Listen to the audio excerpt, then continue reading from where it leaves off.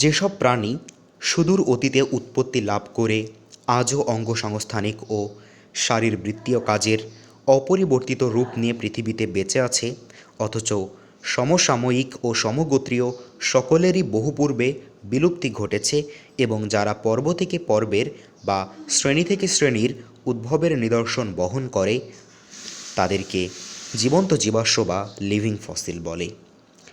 Platypus এ ধরনের একটি জীবন্ত জীবাশ্ম। এর কিছু বৈশিষ্ট্য যেমন ডিম, রেচন, জননতন্ত্র। সরীসৃপ শ্রেণীর মতো আবার কিছু বৈশিষ্ট্য যেমন স্তনগ্রন্থি, লোম, স্তন্যপায়ীর মতো। এছাড়াও লিমালাস, পেরিপ্যাটাস, স্পেনোডন, ল্যাটিমারিয়াও জীবন্ত জীবাশ্ম। সমগ্র জীবজগৎকে প্রধানত প্রাণী ও উদ্ভিদ জগতে ভাগ করা হয়েছে। এগুলো আবার পর্ব, শ্রেণী, বর্গ, গণ, প্রজাতি ইত্যাদি উপবিভাগে বিভক্ত। এ ভাগগুলো খেয়ালখুশি মতো করা হয়নি। ভাগগুলো প্রকৃতই সম্পর্ক নির্ভর। একই রকম বৈশিষ্ট্যযুক্ত প্রাণীদের একটি প্রজাতিভুক্ত করা হয়।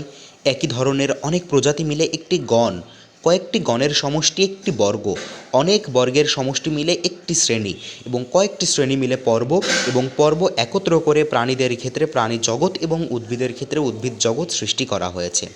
বিবর্তন বিজ্ঞানীদের ধারণা, জীবজগতে বিভিন্ন প্রজাতির মধ্যে বৈশিষ্ট্যসমূহের সমতার কারণ বৈশিষ্ট্যগুলো একই পূর্বপুরুষ থেকে বংশাধিকার সূত্রে পাওয়া।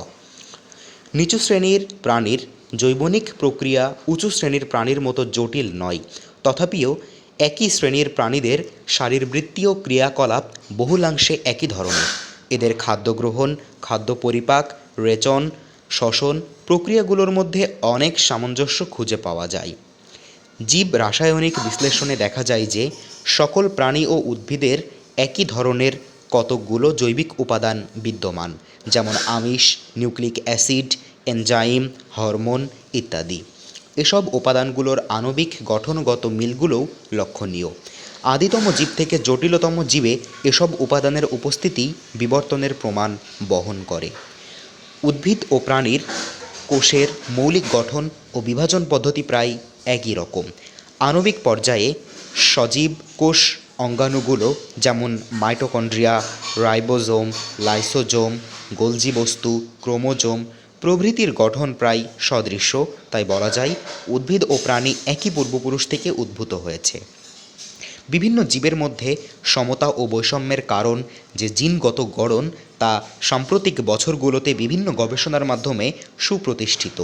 জিনগত এ বৈশিষ্ট্যই বিবর্তনের ভিত্তি, এবং কিভাবে এটি পরিবর্তিত হয়ে নতুন প্রজাতির সৃষ্টি হয় তাও বিজ্ঞানীদের কাছে আর নতুন নয়। ড্রসোফিলা এর বিভিন্ন প্রজাতির ক্রোম জগৎ বৈশিষ্ট্যের উপর ভিত্তি করে তাদের পূর্বপুরুষ নির্ধারণ করা যায়, এবং এ সত্যকে প্রকাশিত হয় যে ওরা প্রাণীদের পুরুষের বিস্তারের উপর ভিত্তি করে আলফ্রেড রাসেল ওয়ালেস 1870 সালে পৃথিবীকে 6টি অঞ্চলে ভাগ করেছেন। একটি অঞ্চলের জীবের সাথে অন্যটির সাদৃশ্য খুবই কম। জীবের এমন ভৌগোলিক বিস্তার অভিব্যক্তির ধারা নির্দেশ করে।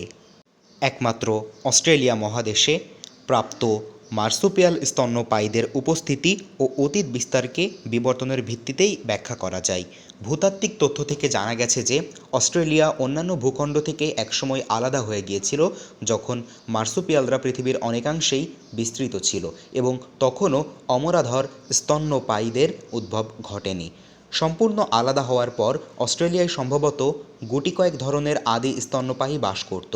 মূল ভূখণ্ডে তখন অমরাধর স্তন্যপায়ীদের আবির্ভাবের ফলেই আদি প্রাণীরা প্রতিদ্বন্দ্বিতায় পরাজিত ও বিলুপ্ত হয়ে যাচ্ছে। অমরাধর প্রাণী অস্ট্রেলিয়ায় প্রবেশ করতে না পারায় মার্সুপিয়ালরা বিনা প্রতিদ্বন্দ্বিতায় বিভিন্নভাবে বিবর্তিত হওয়ার সুযোগ পেয়ে পরিবেশের প্রতিটি অংশে নিজেদের আধিপত্য কায়েম করতে সক্ষম হয়েছে।